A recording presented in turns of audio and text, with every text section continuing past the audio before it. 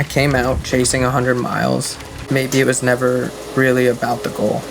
Maybe it's about just showing up every day, every mile, and choosing to keep going, even when it's hard, especially when it's hard.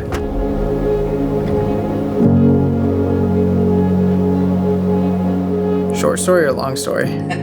My name's Dalton Mullen, and I run ultra marathons. I only recently had the goal to go 100 miles, starting this year whenever I got selected for the Go and More Ultra. But there's something about that triple-digit landmark that's just calling my name. I was born in Cornwall, Ontario, raised in northern New York. Grew up playing 3 sports: soccer, hockey, lacrosse. Being active has always been a major part of my life. Got into working out through sports. So after I graduated high school, about 3 months later, I shipped off for boot camp, joined the Navy, served for about 8.5 years, did 2 deployments, and then COVID happened. Everything shut down, gym shut down. I was stationed out in California at the time, so the only thing I could really do was throw on some old shoes that weren't even running shoes and go for a run to try to stay in shape. I found a love for running very fast. It hurt like hell. My first race was sometime during high school. I can't remember what year, but it was a local 5K, and I actually completed that race with my brother.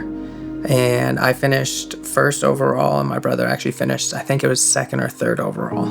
Well, like growing up, like through high school, my brother was only 2.5 years younger than me, so we played sports together in high school. We both played varsity lacrosse.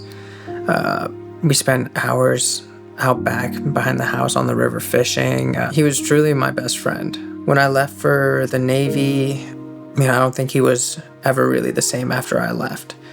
He began struggling more with his mental health, and he fell deeper into like alcoholism. I started experimenting with different drugs other than just marijuana. And I think that really accelerated the decline of his mental health and his suicidal ideations. And unfortunately, on March 13th, 2024, he took his own life. I continued to run for a bit, and at first it was kind of like a escape for me to get away from like the pain of the grief. But eventually, at some point, I don't know when, it kind of made it easier. Running made carrying the weight of that grief easier for me. My first attempt at 100 miles was at the Go and More Ultra down in just outside of Austin, Texas.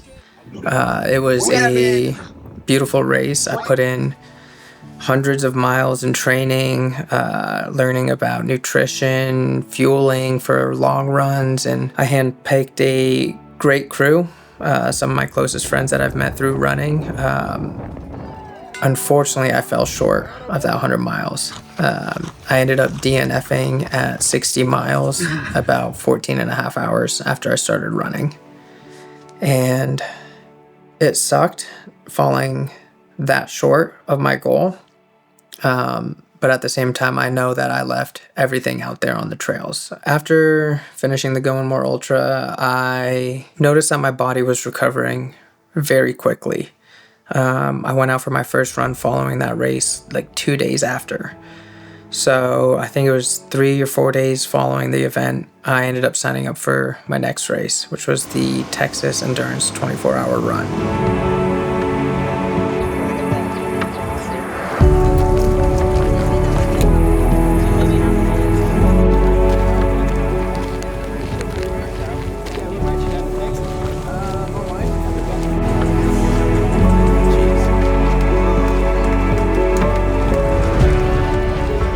During the race, everything started out really well. I was feeling good. I had some knee pain early on, but it wasn't anything unbearable.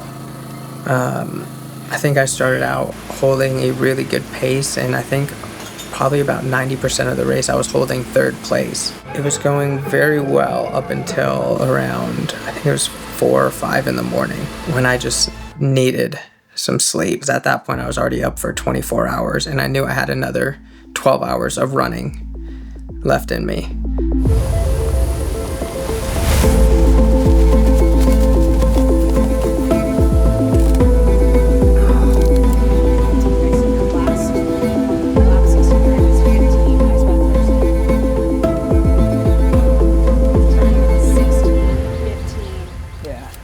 I finished with 86.25 miles.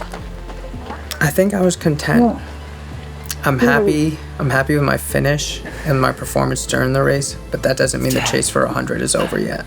If your brother were here to watch you run, what do you think he would say?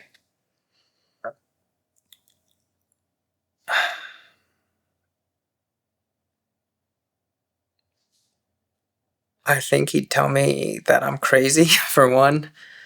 But I think he would also be inspired in some aspect. Running has allowed me to break free of the chains of something being impossible. I used to think running these crazy races and these distances were impossible for someone like me. I was never an actual runner growing up. Like, I didn't do track or cross country in high school or anything like that. So being able to come out and compete in races that go these crazy distances is something that once used to be impossible, or at least so I thought. It's opened up my mind and like my heart to the possibilities. I chase this pain and suffering in these crazy events because I know that I'm gonna come out of it stronger, not only physically, but also mentally. Growth doesn't come from comfort, but it comes from choosing the hard path. It's the miles you don't wanna run, the pain you'd rather avoid. That's where change happens, and that's where I'll be. Still running, still showing up, still chasing 100 miles.